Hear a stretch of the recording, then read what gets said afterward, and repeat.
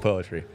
We're here, DNVR Draft Pod. It is Caleb Williams week here in our blessed football city. Broncos playing the Bears for the right to draft Caleb Williams. Potential, like it's week 4. I get that it's kind of early in the NFL to say that, but boy, it sure feels like it after that 70-point debacle from the orange and blue, and of course Caleb Williams coming to Colorado by way of Yellowstone on a buffalo. Yeah. Oh, just amazing. Just when he thought he couldn't do anything more to impress us, he does this, Justin. Just amazing. I, as always, reunited with my guys, my gurus of football from preps to pros here in our darling city. Man, my eyes look rough. Jake Schwanitz, Justin Michael, fellas, how are you doing? I'm great. I found Retro Bowl college football last night, so I spent like good stuff 3 hours straight last night just playing that. Yeah, I got a buddy. Shout out Nicholas Tofflemeyer, CSU student, really good dude. He actually sent me your tweet, and he was like, "I'm with Jake on this one. I cannot do anything in class today because I'm addicted to this game." They've improved on the old one. It's so good now. I'm excited. It's definitely how I'm gonna spend my night. I'm doing good as well. Looking forward to we love ball talking about the Flint City Mega Bowl between the Bears and the Broncos. Caleb Williams sweepstakes. It's gonna be fun to get into all of it. Yeah. It kind of feels, fellas, like for the first time, probably for the first time in this 8-9 year window of just Broncos losing seasons, we are not the only ones who are talking about the only path forward is to lose, is to tank. And obviously it helps when a guy like Caleb Williams is on deck to be the first overall pick in this upcoming draft. Jake, you're very skeptical that this is even possible, even though the rest of the city finally, for once, agrees that this is the way. Because let's face it, guys, the Broncos are not getting better from here. No. The situation next year is being $30 million over the cap, unless you trade all your big contract veterans, which puts you like 14 under the cap. Right. So one way or another, you're either awful and you've got a little cap, or you're still going to have to cut some people and kind of kick the can down the road. It's a disaster. Russell Wilson's contract extension hasn't even kicked in yet. I'm not sure what other path there is here. But, Jake, you don't think it's even worth getting our hopes up? I mean, there's a path for it. The path is to keep on doing what you're doing. Keep starting Russ. Keep Vance Joseph. Sit players when they're a little banged up and just hope that you can hold on. I mean, this team has needed this for 6-7 years now, and they refuse to rebuild the entire time, saying that we don't rebuild, we just reload, basically. And they've gone through all these bad quarterbacks, and now they've got one of the worst ones, obviously costs the most. You kind of don't have a choice, though, with that extension in the contract. Like, what else are you going to do? Like, just hold on to it and just hope that you bottom out and get a new quarterback. They're in a brutal spot. I mean, you gain nothing out of being mediocre, which is, I think, is about the best you could hope for at this point. I mean, as you said, they've been operating like you're a piece of two or away since Super Bowl 50. And maybe there was a time when that was true, but it certainly isn't now. When you look at this roster, they're expensive on both sides of the football, despite not having the ideal depth on either side of the football. They're boring, they're bad. And I think the most frustrating part, at least for me on that game, like this, you look at how bad this team is and how poorly they're playing. And I'm with you. Like the Wilson situation hasn't worked out, but he was like pretty decent against Miami. Like he's not even the reason they're losing. It's just because this team is that bad. It's that poorly constructed. Well, I don't know. They're a long ways away from contention, and until they finally embrace that we have to let this basically forest burn down to grow anew, you're just gonna keep barely trudging along. And what's the point of that in a division with Patrick Mahomes and Herbert? Russ isn't the reason why they're losing, but he's also reason, not the reason they're winning. He's the reason why this roster sucks and they can't add good players. Certainly. I mean, I think that's kind of where they're at. Is it's a roster, a fun exercise I'd kind of suggest to everyone to do to give you a better feel for where this Broncos roster is at. Is just go through the Broncos schedule, and for quarterback, wide receivers, offensive tackle, edge rushers, and cornerbacks, tell yourself, like, go through the list. Chiefs, do they have the better quarterback? Yeah. Okay. Raider, move just down the list and see where the Broncos stack up. They're below average in every single category. Yes. Offensive tackles might be the one where they're like average 7 of 17. You're like, oh yeah, I probably would take our offensive tackles over that team's offensive tackles.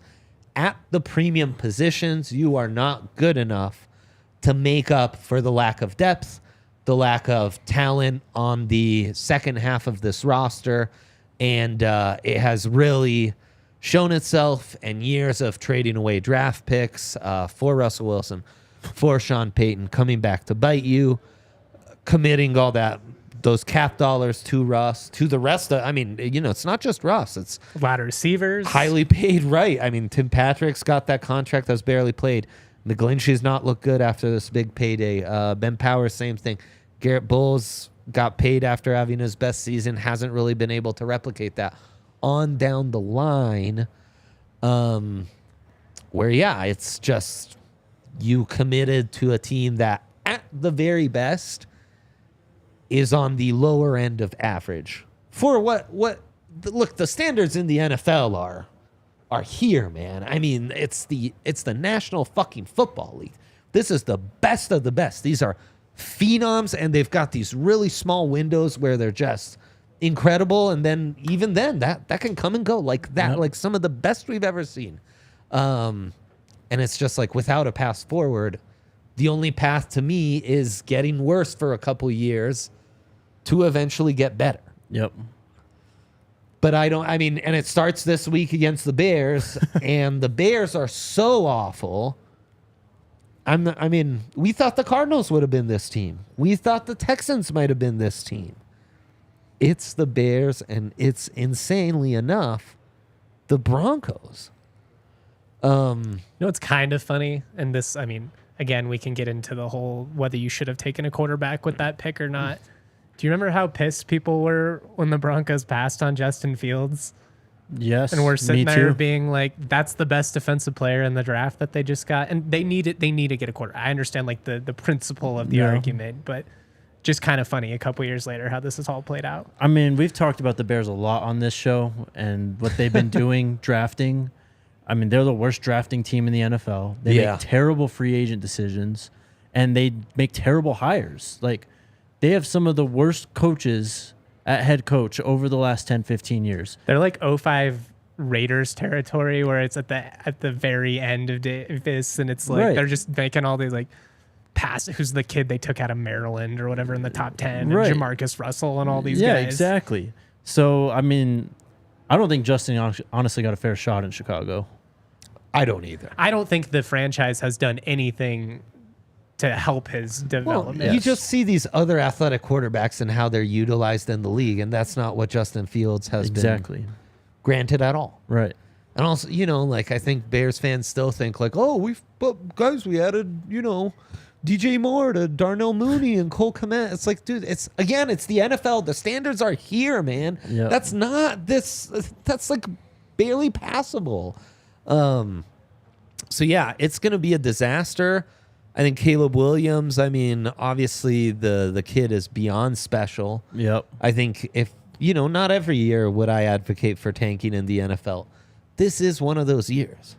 And the thing is, like, I want people to understand I hate the term tanking because it just feels so gross. The concept of being a professional team, purposely embracing losing. But I mean, awful. it's a strategic move. Is what you just. It's the long play is what you've got to understand. Yep. My family, they've been season ticket holders since the late '60s. Somebody from my family is out there every single weekend. It's been me these last couple of weeks. Just been brutal. Just a brutal experience. But my question to you guys is like, do we want to keep doing this? Just watching this mediocrity persist year after year after year, or do we want to try and Obviously not. flip it on its head? Obviously. I don't see how you do that without fully embracing rebuilding this team through the draft. It's the only way forward, especially with the financial constraints you have in the NFL that you don't have to deal with in baseball and some of these other sports. Right. That's what frustrates me the most about this team, because George Payton, when he was hired, came in here talking about building through the draft.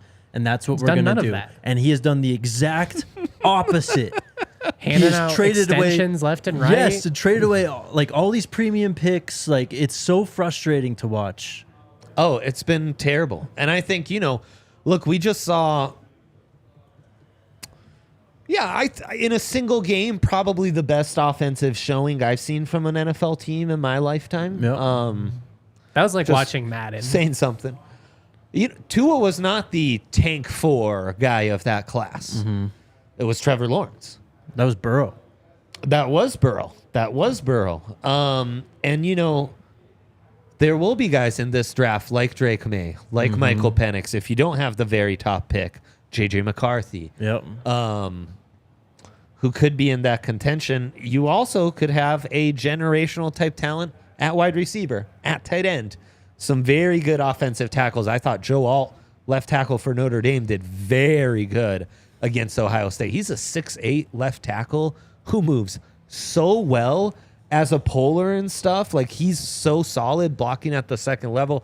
I love him. I've kind of been a hater of Notre Dame offensive linemen through the years. He's so really solid in good, pass pro, and then you see him get out on a run block, and it's like watching Trent Williams. No, he's really good. You shouldn't be able to do both of those things. So the top of the draft is going to be very intriguing, even if the dream scenario, Caleb Williams, isn't there to drop in your lap and save your free franchise immediately.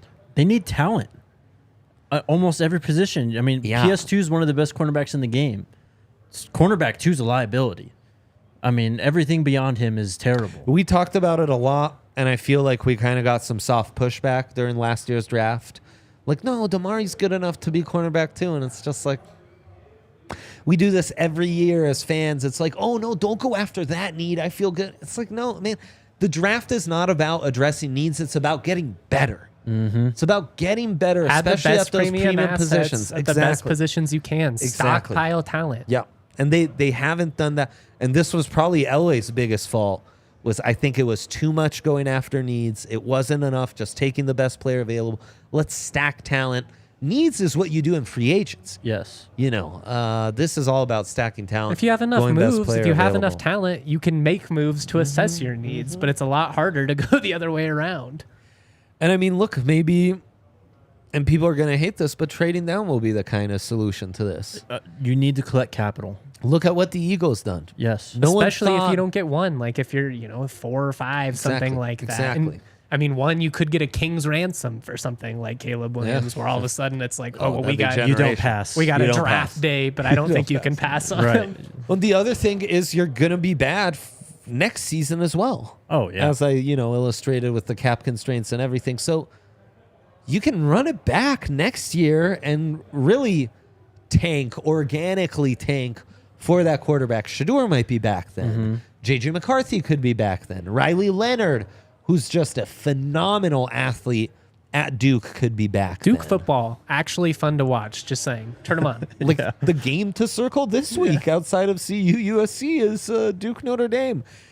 Once I saw clips of Riley Leonard doing 360 dunks in high school, I was like, okay, I'm in. Yeah. I'm in. This isn't your typical Duke quarterback. And the other conundrum they're going to have this year is in such a loaded quarterback class, they don't have a second rounder. Third round, though, guys like Sam Hartman, guys like Cam Ward, guys like Cam Rising may still be around, who you may be quite intrigued by. starting to come around a little bit on Bo Nix. Oh, Lord. Yeah. He's Little got bit. some Brock Purdy to his Oh, game. my God. Is that a decent comp? Yeah. We can't. I had a moment in the offseason Look, where dude, I I'm told not you saying guys. I want to invest in him or anything like that. I'm not buying back in. But I'm there not going. is some, but I see a little bit what people are talking about. He's running that offense really well. He's doing things he was not doing at Auburn. This team needs more than a system quarterback. Oh yeah. I No, don't believe he's not the for savior the of the Broncos. Broncos. We're just talking about all the QBs. As a prospect, yeah. Coming I think around he's just a a little decent bit. top 50 pick. Whatever. Stick to your guns. I like Are it. there should we move on to week 4 standouts then? Let's do it. Let's get Yeah, into some sure. Talking standouts. Bo Nix. But I do want to shout out our friends at Game Time because it do shouldn't be a frustrating process to be a Broncos fan. It is, but it's not a frustrating process to get Broncos tickets because Game Time, they have the best last minute deals around. They offer deals right up until even after the game starts, actually, but they've got flash deals, zone deals. It's the easiest way to buy and sell tickets. You can get the seat view before you even purchase, so you can make sure that you're buying a seat that you like. Game Time really is the best. Take the guesswork out of buying tickets with Game Time. Download the Game Time app, create an account, use that code DNVR for $20 off your first purchase. Terms apply. Again, create an account, redeem the code DNVR for $20 off. Heck yeah. And of course, shout out to our friends at Shady Rays, where you can use the code DMVR for 50% off 2 or more pairs. Shady Rays is awesome. They have real polarized lenses. They have fantastic styles. The one that Jake picked out are just Broncos. incredible. Broncos colors, Broncos country, let's ride. No, they have great styles. Like you can just feel it in your hand. It's a real, like, nice quality sunglass with real good lenses. I love them. I have like 6 pairs. They're real designer quality sunglasses at a fraction of that price. And as if that wasn't good enough, you can double down and get 50% off with our code DMVR when you buy 2 or more pairs of polarized sunglasses. Exclusively for our listeners, go to shadyrays.com and use our code and see for yourself why over 250,000 people have rated them 5 stars. And if you're like me and you're going to watch this Broncos-Bears game from start to finish this weekend, you're going to need some Breckenridge Brewery Let's do it. on tap. Come on down to the DNVR bar. There's a lot of other, hurting Broncos fans down here. And misery loves company, right, boys? Oh, yeah. It does. Everybody hurts. Sing it. Yeah. But shout out to Breckenridge Brewery. They've been doing it for 33 years. We got beers The on tap. homies. Seltzers, the Rickies are amazing from Breck Distillery. But check out their beer locator at www.breckbrew.com to find a Breck brew near you. Also, you Beautiful can get a stuff. beer slushy over at the Breck Farmhouse. Ooh.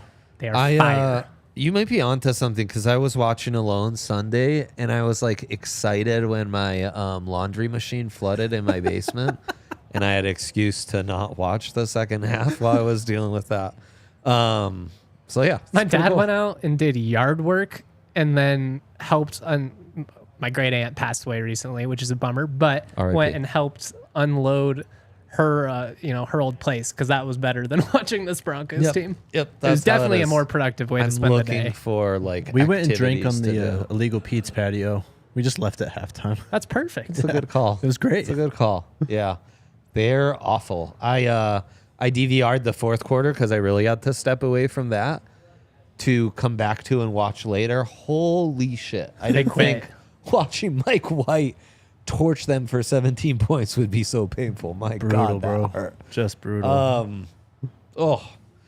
Yeah, and in a weekend where the Rammies gave us the only satisfaction because the Buffs in Eugene, let's say highlighted some really good prospects on that other side for the Ducks. Torrey Franklin is a legit deep weapon. Yep. Who without Travis Hunter was just a nightmare to cover. Bo Nix, Justin, you mentioned. Bucky Irving's Irving. a dog, bro. What? Yeah. He's the biggest standout. From He's that been game. doing it since last year. Oh my God. Yeah. Just watching the cut up of what he did against CU, obviously the live view, it was like, this kid's a freak. Yeah. Watching the cut up, they have him dead to rights on half of his 10 yards. And he's slipping under tackles, bouncing off another, doing these quick cut, like his combination of power and lateral mobility for a 5'10", 195 back who already has 15 receptions on the season. Very impressive. This is a top 100 type of pick. Oh yeah, easy. And a kid I'd love to see in especially Denver after in the backfield. After watching, I always thought it was A-Chain, but now I've heard it's A-Chan potentially is how you pronounce it. Get I don't know. Jake was a big. here. We've been doing this all last year. Get out He's always of been here. A-Chain. We've watched him for multiple I know. years now. Now Schefter says A-Chan. I'm sticking with A-Chain. I don't even know. Even seeing that, like in the Miami game, I mean, you look at the Pokemon. A-Chan. Sounds like a It's what Shefty reported. band's It's chat what he in my said, though, home or right? something. Yeah. So I don't know, man. Branch, the South Carolina kid on the defensive line, was really impressive for Oregon as well. I can't wait to watch him against Washington, where Romo Dunze, Romo Dunze in the running to be wide receiver 2 in this class at Washington, 6'3", 217. He returned a punt for 90 yards against Cal and then caught 2 long bombs. He is a full-blown freak show, man. I could see him going wide receiver 1 just if a team fell in love with his build. Like, obviously Harrison is so complete as a receiver. Like, I'm not trying to. This isn't a me nitpicking him. He's not mocked in the top 8 and probably should be at this point. He's You shouldn't be able to move like that when Unbelievable. you're that big and be that fluid laterally. And I mean, He's lightning fast. he's a good route runner. His hands are consistent. He's great at high pointing the football. I mean, And Penix is throwing Penix the is ball. a stud. Just ball placement's been Penix. perfect. Washington, I think My that's my God. Pac-12 pick right now. Same, man. I put money on them before the Sticking season, to 'em, bro. Yep. Jake Keon Coleman, though, Florida State in that running to be wide receiver 2 as well. He ices Clemson with a one-handed touchdown catch. Choke then- job by Clemson. Didn't Johnny Wilson have he caught the end of the ball down the field to go and tie the game? Johnny Wilson is a 6'5" receiver playing at FSU right now. And This is just what we talked about, though, Wow. coming into the year when we're like, the receiver class, I don't know if it has the star power. And then, like, 1 month in, Always. we year. will be in love Always. with this receiver class. I mean, Yeah. FSU's explosive as hell, man. yeah, and guys like Xavier Weaver will drop to the 5th like Romeo course. Dubs, and we'll be like, Right. 3 weeks into the NFL season, it's like, how'd that guy Torrey drop? Horton at CSU right now. Yeah, Torrey sure. Horton's going to run a Totally, 4.3, totally. ran almost 23 miles an hour in that CSU The game. aforementioned Torrey Franklin. Shipley looked like a stud. Now, more running back than wide receiver. He had a great I had game. a lot of I love for mean, him in the preseason. Dude, too. absolutely. Dallas Turner, one of the top edge guys in the class. Huge game. Massive game. Tell us about it. Yeah, I mean, that game was For Alabama, trending we in the should wrong mention. direction for Bama. And that defensive front came out in the second half and dominated in a way that we have not seen yet this year. And it was encouraging for the direction of Alabama. Offensively, I still have a lot of questions, so they were able to create some things with Milroe. But Dallas Turner might be the best pure pass rusher coming out. His get off is great. Like, the comp, I think, is Micah Parsons-esque. Yes, that's what I wanted to say it, but I was like, I don't know. That might be a little too much. He doesn't have quite that raw explosiveness. Yeah. Micah Parsons is probably like the best raw. He's like up there with Donald for just biggest freak in the league right now. But that's the type of impact he has coming off the edge. And frankly, he's shown a little bit more in terms of like being a more traditional linebacker than Parsons had. One of the questions we had about Parsons coming out was just like, well, what exactly is he? Like, we knew his athleticism, but Well, just he what are you didn't going play to put that him? last year too. No, and now that they finally unleashed him, Yeah. it's insane. But Oh, he's crazy. man, Yeah. Dallas Turner, he's a stud. I That's remember the thing. We're not talking edge enough, but all these really great defenses in the NFL right now, Niners, Browns, Steelers, Eagles, they have phenom pass rushers. Yep. The I'm game's sorry to built cut around you now. off, Jeff. No, you're good. I remember we were talking to Charles Kelly, the Colorado's DC, sometime in the spring. He's from Alabama. And I think he was asked a question about Drew Sanders. So he starts talking about him, and he brought up Will Anderson. He brought up Dallas Turner as well as like the next guy coming up. Yeah. So Yeah. No, he looked for real.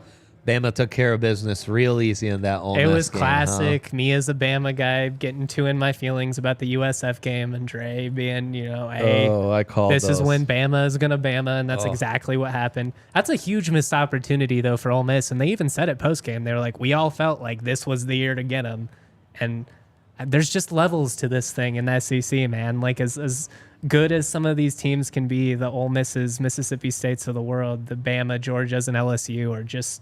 It's a different level. No, I had an awesome week with my picks, aside from Notre Dame barely getting beat, and obviously Can we get CU, 11 I guys was on the wrong field, side. please? Oh my God. That was so dumb. Back-to-back Okay. plays. I watched CSU That's so bad. under I mean- Adazio lose the dumbest game in Utah State I've ever seen with the field goal debacle a couple of years ago, and I still think that was less embarrassing than what Notre Dame did. And then after running the ball in by like the hair of his chin against 10 men, Ryan Day has the audacity to go on a rant about Lou Holtz, saying what we've been saying on this pod for 2 years. Luke Holtz is also like a million years old. No, Grow up, Ryan If you Day. want to prove to Lou Holtz that your program isn't soft, Stop being soft. on 4th and 1, don't run a fucking jet sweep, Yes. man. Run it up the gut when Yes. your O-line averages 6'5", 320, and you have Travion Henderson and 2 of the best tight ends in the country. You are soft. You run a fucking jet sweep on 4th and 1 instead of lining up and hitting the A gap. I love Yeah, it. Ryan Day, I don't know what to tell you, man. You know who's licking his chops watching that game? Jim Harbaugh. Oh, of course. Yeah, because they're soft I as will fucking say tissue paper. McCord on that drive, the final game-winning drive, showed me Great, more great, than I've seen great. at any point this year. No, they could run it. Travion Henderson And ran they for can run the over football if they stay to triple their digits. identity, like play more like Michigan. But I mean, I'll give McCord credit, but come on. This is a far cry from Justin Fields, Dwayne Haskins, Stroud. CJ Stroud. Like, and when you consider the receiver talent he has, I know. It's like, Yeah. I mean, if you put that receiving core with J.J. McCarthy, oh, dude. Well, and under pressure, he struggles, man. Clean Yep. pocket, aces. Yep. Under pressure, trouble. Michigan's Yeah. going to send the house Right, at him all right. game What long. kind of pocket are you going to get against the big teams It's in the Penn Fickle State, too. ain't going to be nice about it with Wisconsin. Chop Robinson, one of my standouts from the week, insane edge rusher for Penn State. There's a sequence where he took the game over against Iowa. He's going to give the Buckeyes trouble. An awesome Just- name. And Yeah. Marvin Harrison Jr. only has 3 receptions for 32 yards Doing in a game. something wrong. It's not Something great, man. is very It's not wrong. great. Well, it's like the CSU offense, the first 3 quarters of the season against Washington State, and I'm sitting there being like, Torrey Horton has 3 targets. Yeah. What are we doing? What are we doing? It's crazy. Yeah. Can't do it. No. I was really impressed with Notre Dame's offensive line, though. And Audric Estime is an absolute stud. Yes. Joe Alt played good, man. Joe Alt played good. Notre Dame still could sneak back into the playoff. We'll see how they got to win out. They should Yeah. have won that football game. Oh, it's a heartbreaker. I mean, No it's- way, no how. I mean, If you're a Notre Dame fan and, I'm you're not trying to sick. stir up CSU stuff, you look at it like from that perspective where Right. it's like, it's Oh, neat yeah. that You're we played sick, great bro. against Right. this big time program, but it kind of sucks we have to go the moral victory right you're here. For sure. absolutely sick about it. Yeah, no, it's been fun. We're at that stage of the season where I really start to fall for some more prospects, really start to appreciate how talented and good some of these guys are. My board's starting to fill out. I love it, man. What an awesome season of college football it's been so far. Let's get into some picks. Let's do it. Let's do it. You had a face like you wanted to throw out another name. Oh, I was just going to say, I was going to shout out CSU tight end Dallin Holker Yeah. as well. Guy who caught a touchdown on a fake field goal, 4 touchdowns, has scored every game for CSU this season, leading tight mismatch, ends too. across the country in yards per game, leading all transfer tight ends. Just stud. Next NFL tight end out of CSU, Dallin Holker. Just shout out Cam Ward and then shout out Arizona State's wide receivers. That was a fun game to watch. I mean, Yep, they got, that after was. losing 27-0 in your own building to Fresno State, to come back and give USC. I mean, I stayed up for that whole game, and It I was was a great exhausted. game. Yeah, great game. Encouraging, too. Like, if you're a Buffs fan, going into that matchup, yes, sure. Caleb Williams is insane, but they're human. They bleed just like you. I mean, we'll talk more about that game, but Alex Grinch has been Lincoln Riley's problem for, 4 or 5 years now. Hire a real defensive coordinator. Yes. Have some self-respect. Yeah. Also, I'll just say for the chat and some of the comments, I do think, sure, the quarterback hasn't been why they've lost, can play better. Look, And man, for that contract, How many I points think do you we have in the to play second half better, this season? 14? here's the thing. Outside of script, 14 points? People have been bringing it up for 3-4 years now. You are in a division with Patrick Mahomes and Justin Herbert. You need to go toe-to-toe with them. You need better talent at the position. It just needs to be better. It just has to be. And I mean, I brought it up last week. I don't know if Sean Payton is doing everything he can to elevate Russell Wilson. I'll put it that way. But Good. Yeah, I was gonna say, I don't know if I blame him at this point. Anyways, besides the point, they got to be better. If they're gonna be a Super Bowl contender, if you want to compete with Patrick Mahomes, they got to rebuild this thing from the ground up. Yeah. Let's get into the picks. Let's do it. Friday pick, Utah at Oregon State. Shocking What a way line. to spend a Friday night. Get a pizza. Shocking line. Beavers by 4.5 at home. Well, I think this has to do with the uncertainty of Utah's quarterback position, but they just keep grinding it out. Like, you know they're going to be tough defensively. You know they're going to run the football, but Oregon State's going to run the football. They are at home. It's the stylistic matchup that's going to give Utah the most problems because they're the most like them. It's at Oregon State. Oregon State coming off a loss to Wazoo. Utah coming off a statement, at least defensively, win against UCLA. I believe Whittingham after the game said best performance a defensive mind has ever had. Wow. In my career as a coach. I mean, they held It was UCLA 14-7. 14-7. Like it was really incredible. I think the book's expecting a letdown. Corvallis, no fun to go to. No way. No one wants to go to Corvallis. Yeah, Friday night, too. I'm just torn on because, Washington State really moved the ball on Oregon State. Like, in a way that was pretty... I mean, I'll say every game this year, Washington State has come out and executed better than I expected. So maybe I just need to put more respect on Washington State. I think so, yeah. But at home, I don't know. The half a point worries me. That 4.5, I'd feel a lot better about 3. Do we have a Cam Rising update at all? I don't think he's going to play. Again? I thought he was going to play last week, but from this line... He was supposed to play, and then they announced he wasn't going to right before the game. The thing is, man, these matchups are too intense to just throw a guy in as your rehab start. I'm taking Oregon State. I'm taking Utah out of respect for Kyle Whittingham and what that program is. I think they cover. I'm trusting the line makers and taking Oregon State on this one. Because this one stinks to high heaven. If I was setting this line, it's probably Utah by 2. Mm-hmm. At Oregon State. I'm factoring that in. Yep. USC at Colorado, 21.5. Another one where stylistically these two teams match up a lot better from the Buff side than that Oregon matchup, which is more like the Utah matchup. Look, man, USC has got a ton of talent, especially on the defensive side. But again, this defense has philosophical and it's just broken from the top down. Like, it doesn't matter, I think, how talented they get, how many good guys they get, trenches, secondary, whatever. They rush the quarterback, they get picks, but they just have no interest in tackling. No.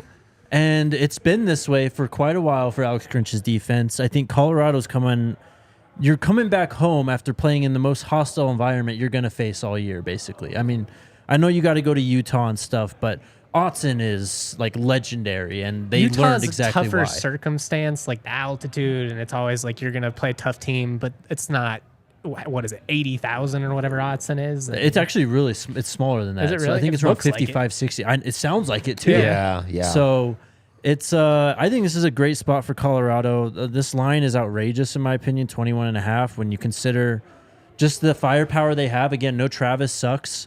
But they've gotten a lot of guys coming back from injury. Alton McCaskill, the running back. Jaquez Robinson, former Alabama cornerback. He had an interception last week. Travis Jay comes back as well. I just think that Colorado is going to respond. And they might not win this game. I don't think they will, honestly. But is Xavier Weaver okay? Didn't he get dinged up in that game? I think he's fine, yeah. I haven't heard anything crazy. Shiloh's the big one now, though. He's peeing blood now, too. Oh, what the hell's going on? It's crazy. Give me the Buffs, though. I will take USC. I just have a hard time after what I saw last week, seeing CU's defense slow down this explosive USC offense. That said, I think CU offensively, you're going to see they're going to move the ball. They're going to score on USC. So it would not surprise me at all if this is a much closer game. This is more just about how much of a freak Caleb Williams is, and he might just have 2 or 3 plays where it's like, 80-yard touchdown, 70-yard touchdown. It went from a 7-point game to a 21-point game in 2 possessions. No. Yeah, how up do they get for the Buffs? Because I know I've seen a couple questions. How special is Caleb Williams? Really, he's insanely special. His arm is very, very strong. He leads guys in stride. He's insanely accurate, and what he can do off platform, on the move, what have you, is unbelievable. Better prospect than Trevor? Yeah, I think so. I agree. I think he has more freakish raw tools. I do too. I agree. And Trevor, you were drafting mostly for the tools as well. He wasn't necessarily super duper polished. Caleb just physically can do things that other people can't. That's really the simplest way to put it is just that he does all of the little things well that you need a quarterback to do. Yep. But he has a ceiling athletically that just it's like a Deion Sanders out there. It's just nobody else could have housed that punter. Nobody else could have beat the linebacker to the edge, was off balance, and threw a dart to his receiver and hit him in stride. He's just a freak. It's like watching a created player. I'll put the G word on him. He's generational. He's unbelievable. I agree. Absolutely. I'm very excited to watch him this week. 10 a.m. kick, though, could get wonk. I like that for CU's favor. 21.5 a lot. Give me the Buffs. It's a weird bounce back, yes, but also USC wasn't their best against Arizona State. No, and I think noon kickoff, a big noon being there, it's all gonna matter a bit more. Florida at Kentucky. Kentucky the favorite, -1.5. I have no idea what to make of this Florida team anymore. I don't either. I like Devin Leary. I'm taking the Wildcats. That's about all I got, honestly. I don't believe in this Florida team. I think Napier's got them rolling. The run game looks good. I think they might get it done. Give me the Gators outright, +100. I'll take Florida as well. Not confidently.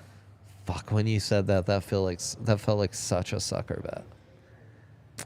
Kentucky's the sharp side. Guys, Kentucky's the sharp side. Kentucky at home. Yeah, Yep. Kansas +16.5 at Texas. Horns down week. Jalen Daniels gets it done. I might be sprinkling +575 money line on this, though I do think Texas in the trenches may be for real. Yep. I agree. Lance Leopold, man of the people, rock chalk. I love Kansas, but you know what? I'll take Kansas to cover. Texas outside of Alabama have yet to play a complete game. I think I'm going to take Texas. I love Jaden Daniels, but I do think Texas is for real. Jaden Daniels better than Jalen Daniels? Did I say the wrong one? I don't know. I can't remember. I forget it too, but yeah. Jalen Daniels, not Jalen. Okay. Yeah. Jalen Daniels is fun, but I like Quinn Ewers. I like the trenches on Texas. I like the speed they have. The back is sick too. I'm taking Texas. Again, going back to what I just said about USC, this could be a very similar position where it's like Kansas is hanging, and then all of a sudden Xavier Worthy catches a 75-yard touchdown. Drops off a cliff. Quinn Ewers breaks one, and it's how'd this game turn into a 24-point blowout? Right. LSU at Ole Miss. Ole Miss +2.5. Go Tigers. Yeah, go Tigers. I think they kill them. Really? Ole Miss looked awful. You don't think there's a bounce back coming from Lane and the boys? I think Lane's style of offense works against 80% of the country, but these blue blood SEC West teams kind of smack them around. They got to get this one if they want to be. The expectations were through the roof this year from what I've heard. Talking with Ole Miss supporters, they kind of felt like we got to beat one of Bama or LSU. Obviously didn't pull it out against Bama, but I wonder what the reaction is if Olane gets boat raced in this one. Go Tigers. Go Tigers. Let's go. Notre Dame at Duke. Riley Leonard, huge test. Mm-hmm. Duke 5.5-point dogs. I'm rolling with Duke, man. Are Riley ya? Leonard's balling. He is, man. He really is. That Notre Dame defense looks good to me. I think they roll them. I just think it's a good game. Man, Duke at home. I hope it is. Home dog. I know. like it. Week 1 against Clemson, they really showed out, man. That being said, I think I'm going to just take the Irish. I really like that offensive line. I was really impressed with them on Saturday. It should have, the takeaway from that game should have been how legit Notre Dame is, and instead it's Absolutely. how freaking stupid you are for losing that game, Yep. which is a big 100%. bummer. But 100%. I mean, overarching, I think, is like Marcus Freeman's. yeah, He's you guys, he's got it going. you He's got talked it me into going. it. I gotta go Notre Dame. From a scouting standpoint, I'll close this out with Washington at Arizona. What a fun game that could be. Yeah, that's going to be a fun one. Definitely want to watch Jordan Morgan, left tackle for Arizona, going against Washington. Yep. All the talent they've got on the edges, at wide receiver, etc. And I mean, Arizona's quarterback is always frisky. They are 20-point home dogs. I have a bold take in this game. The best receiver in this game is on Arizona, and his name is Ooh. Tedoroa McMillan. Wow. That guy is unbelievable. That is a bold take. That's spicy. He is sick. Turn the TikTok camera on. I'm taking Washington still, but watch out for Tedoroa McMillan. That guy is amazing. Yeah, I just, with what I've seen from Washington offensively, what they have in the trenches defensively, I just have a hard time seeing them sputter. That said, this does feel like kind of a classic letdown opportunity for Washington, who's played in a bunch of big spotlight games already. They've really taken care of business. This is a litmus test for me for Washington as a program. Can you avoid the slip up that tends to kill these top 12 Pac-12 programs year after year? I mean, how many times do we look back and it's like, yeah, USC went 10-2 if it wasn't for that trip to Corvallis or Salt Lake City, I guess as it usually is, but they always have the one dumb loss. Stanford. Stanford, yeah. If it's Can you avoid it? Classics. And yeah, to Truth Bear talking about Caleb Williams in big games versus Trevor Lawrence. Certainly different circumstances, different coaching. I would remind you, Caleb Williams' ever game is coming in halfway through the Red River rivalry, taking over Spencer Rattler, who's seen as the top dog in the entire country, and absolutely massacring Texas with some unreal throws, including some bombs to Marvin Mims. He wins the Heisman. They were down like 17 when he went in too, if I remember. He sure did. He last year wins the Heisman in large part for massive performances against UCLA and Notre Dame. That first loss against Utah, he throws for 5 touchdowns. So not necessarily his fault. I see a lot of defending Russ. It's not his fault. I'd say probably not Caleb Williams' fault. This is a when big he game throws for his Heisman 381 and 5 candidacy. touchdowns. This is huge. He needs to stack up those Heisman moments, no doubt about it. So, it's all in context. It's all there. We'll see how this season plays out on both sides. Broncos, Buffs. It's Caleb Williams week, man. Yep. So we had to. DNVR Draft Pod told you first about Marvin Mims, by the way. Yeah, well, we were first on a lot of guys. Of course. Including Caleb Williams. Including guys who are balling out for other teams, like Zach Charbonnet. Yeah, there's a lot of Rondale. those. Rondale. Had some time. It was a rough weekend, bro. Marte Mapu. Yeah. You threw out Puka Nakua, too. You did. Puka Nacua By the way, has ASU been running balling. back Cameron Scadaboo. Yeah, Sac he's sick. State transfer. Absolutely sick. Yeah, Watch he's him. dope. There you go. We will have you covered on all of it. Have a good one, guys.